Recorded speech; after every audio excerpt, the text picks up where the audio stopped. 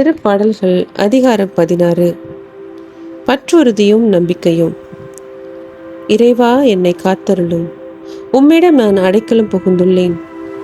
நான் ஆண்டவரிடம், நீரே என் தலைவர், உம்மையன்றி வேறு செல்வம் எனக்கு இல்லை என்று சொன்னேன். பூ உலகில் உள்ள தூயோர் எவ்வளவோ உயர்ந்தோர், அவர்களோடு இருப்பதே எனக்கு பேரின்பம். வேற்று தெய்வங்களை பின்பற்றுவோர் தங்கள் துன்பங்களை பெருக்கிக் கொள்வர். அவற்றுக்கு செலுத்தப்படும் இரத்த பலிகளில் நான் கலந்து கொள்ளேன். அவற்றின் பெயரை கூட நாவினால் உச்சரியேன். ஆண்டவர்தாமே என் உரிமை சொத்து, அவரே என் கிண்ணம். எனக்குரிய பங்கை காப்பவரும் அவரே. இனிமையான நிலங்கள் எனக்கு பாகமாக கிடைத்தன. உண்மையாகவே என் உரிமை சொத்து வளமானதே. எனக்கு அறிவுரை வழங்கும் ஆண்டவரை போற்றுகின்றேன். இரவில் கூட என் மனசான்று என்னை எச்சரிக்கின்றது.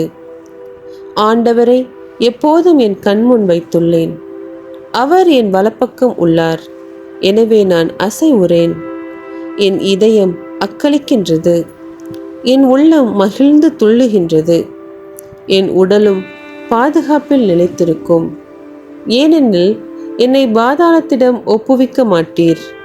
உம் அன்பனை படுகொழியை காணவிட மாட்டீர். வாழ்வின் வழியை நான் அறிய செய்வீர்.